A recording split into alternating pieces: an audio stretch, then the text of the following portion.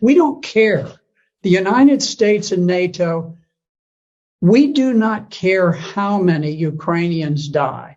Not civilians, not women, not children, not soldiers. We do not care. It's become a great football game. We've got our team, they've got our team, rah, rah. We want to get the biggest score and run it up.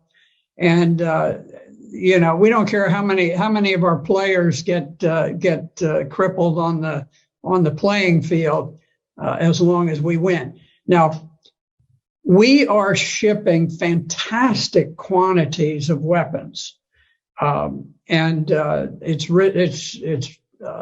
caused the stock of Raytheon, which creates missiles, and Northrop Grumman, which creates aircraft and so forth, and missiles. All of these defense industries have become tremendously bloated with tax dollars. I don't think it's ultimately going to change the outcome. I think that Russia will prevail.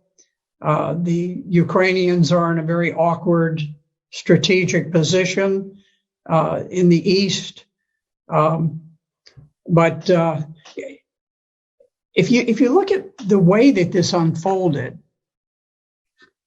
President Putin made a desperate effort to stop the march towards war. Back in December of 2021, he went so far as to put specific written proposals on the table with NATO, peace proposals to defuse what was coming about. Because at this point, Ukraine was massing troops to attack the Donbass. So he was trying to head this off. He didn't want war. And NATO just blew it off, just dismissed it, never took it seriously, never went into serious negotiations. At that point, Putin, seeing that armed Ukrainians with weapons to kill Russian troops were literally on their borders, decided he had to strike first. Now, you can see that this was not some pre-planned attack. This was not like Hitler's attack into Poland, where the standard rule of thumb is that you always have a 3-to-1 advantage when you are the attacker. You have to mass 3 times as many tanks and artillery and planes and men as the other side has. In fact, when Russia went in, they went in sort of with what they had, what they could cobble together on short notice, and they were outnumbered by the Ukrainian forces. The Ukrainian forces had about 250,000. The Russians had perhaps 160,000. So instead of having 3 times as many, they actually had fewer troops than the Ukrainians, but they were forced to attack to try to preempt the battle that was looming, where the Ukrainians had massed these forces against the Donbass. Now, the Donbass is adjacent to Russia. It is a portion of Ukraine that did not join with the revolutionary government that conducted the coup in 2014 and overthrew the government of Ukraine. They refused to become a part of the new revolutionary government of Ukraine. And so they declared their independence. And Ukraine had massed this enormous army to attack against the Donbass.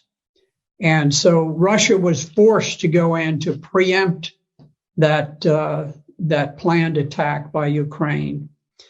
And you could see that Russia very much hoped that they could conduct this special operation without unduly causing casualties for the Ukrainians, because they they think of the Ukrainians, or at least they did think of the Ukrainians as brother Slavs, that they wanted to have good relations. But there was a famous picture with a Russian tank that had been stopped by a gathering of maybe 40 civilians who just walked out in the road and blocked the road, and the tank stopped. I can tell you, in Vietnam, if we had had a bunch of people who stood in the way of an American tank going through, that tank would not have slowed down in the slightest. It wouldn't have honked a horn. It wouldn't have done anything. Wouldn't have fired a warning shot. It would have just gone on. And I think that's more typical. I'm not criticizing the Americans. I was there and I was fighting, and I probably would have driven the tank straight through myself. But what I'm saying is that the rules of engagement for the Russians were very, very cautious. They didn't want to create a great deal of hatred and animosity. The Russians did not go in. They did not bomb the electrical system, the media systems, the water systems, all of these, the bridges and so forth. They tried to retain the infrastructure of Ukraine in good shape because they wanted it to get back. They just wanted this to be over with and get back to normal. It didn't work. The Ukrainians, the resistance was unexpectedly hard. The Ukrainian soldiers fought with great valor, great heroism, and so now the game has been upped and it's become much more serious. But it is amazing to look and to see that Russia dominates the air. They haven't knocked out the train systems. They haven't knocked out power plants.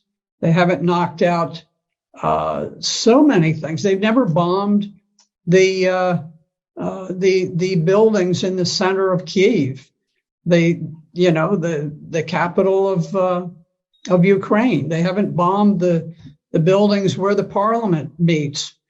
They've been incredibly reserved about these things, hoping against hope that peace could be achieved. But I don't think Ukraine has anything to do with the decision about peace or war. I think the decision about peace or war is made in Washington, D.C.